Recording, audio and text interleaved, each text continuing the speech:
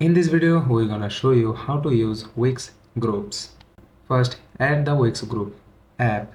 In your Wix editor, go to the Wix app market and add the Wix groups app to your site. Then create your first group.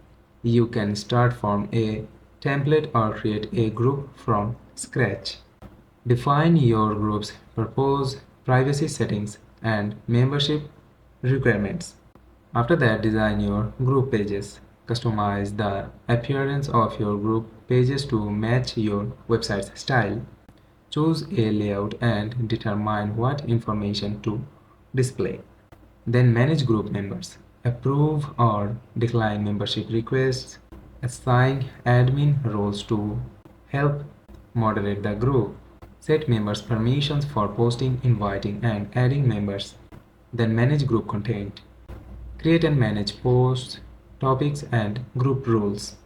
Control the order and display of content tabs. So that's how you can use Wix groups.